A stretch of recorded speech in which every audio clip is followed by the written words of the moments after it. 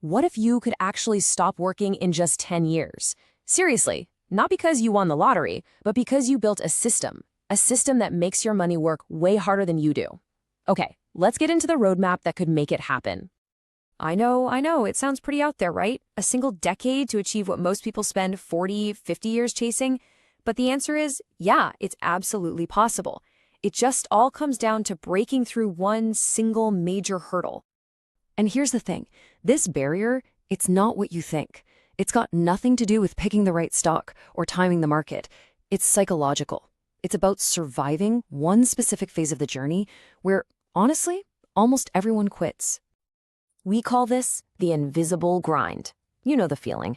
It's those first few years when you're sacrificing, you're saving, you're doing everything right, but you look at your account and the needle has barely moved. It's a totally normal part of the process, but man, it is also the most dangerous. Think about it like you're trying to push a tiny snowball uphill. Every single step is a huge effort. The growth you see is minuscule, and the weight of what you're giving up just feels heavy. And it's that mismatch between your effort and the results that makes most people throw their hands up and say, forget it, this system's broken. Let me tell you about Sarah. Her story just hits this nail on the head. At 28, she got super serious, saved $500 a month. Every month, for 3 straight years, she was a machine, skipped the dinners out, picked up side gigs, but then she logged into her account and her motivation just evaporated. She had just under 20 grand, and to her, after all that work, it felt like nothing, almost an insult. But here's the crucial thing she couldn't see. That balance wasn't a failure. It was the launch pad. It was the critical mass that the magic of compounding needed to finally start doing its thing. She was right on the edge of the tipping point. So, how do you survive that grind without giving up? Well, you change how you measure your progress. You've got to stop staring at the total dollar amount and start watching the clock instead. A special kind of clock that actually makes your growth predictable. And this is it. It's called the doubling clock, but most people know it as the rule of 72. It's a fantastic little mental shortcut that turns this vague dream into a real, measurable countdown. All you do is take the number 72 and divide it by the percentage you expect your investments to grow each year. The answer tells you about how many years it'll take for your money to double. Simple as that. Now, this is where the magic really kicks in. Look at how this thing just explodes over time. Let's say your money doubles every 7 years. You start with 50 grand, and in 7 years, boom, 100 grand. Okay, cool. But that next 7 years, you add another 100,000. And the one after that, you add 200,000. The leaps just get bigger and bigger and bigger. And that is what changes everything in your head. Suddenly, you're not just saving. You're playing a game. You're trying to complete doubling cycles.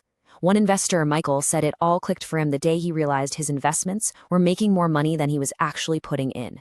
That's the moment the snowball isn't just rolling on its own, it's starting a race downhill.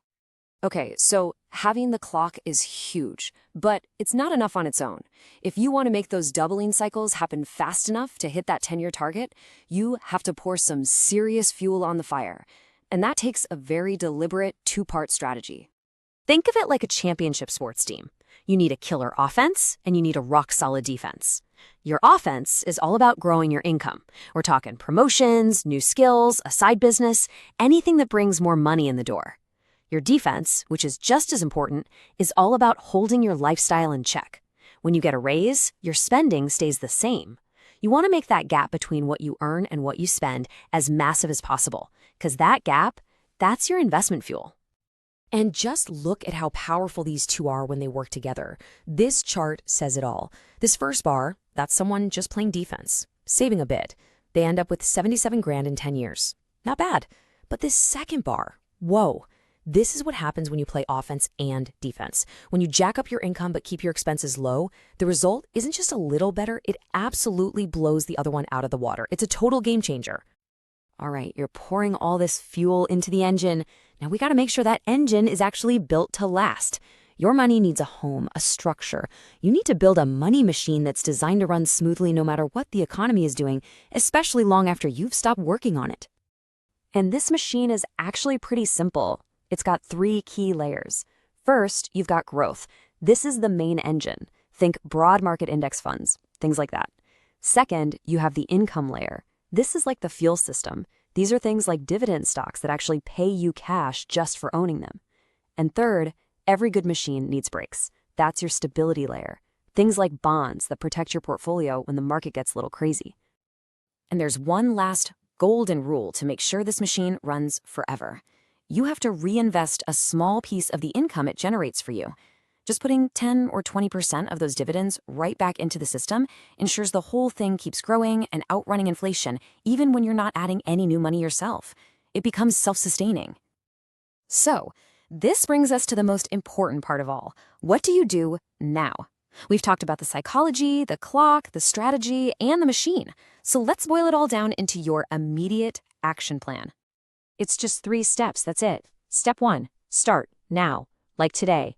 Every single day you wait is a day you've lost on that very first doubling cycle. Step 2, play offense and defense.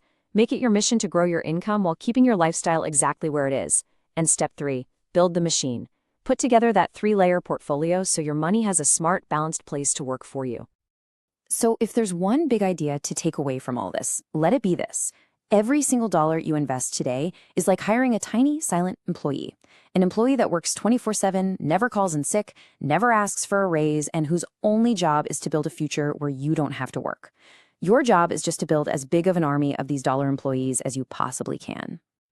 So I'll just leave you with this one final question to think about. After hearing all this, what's the very first dollar you're going to put to work for your own freedom?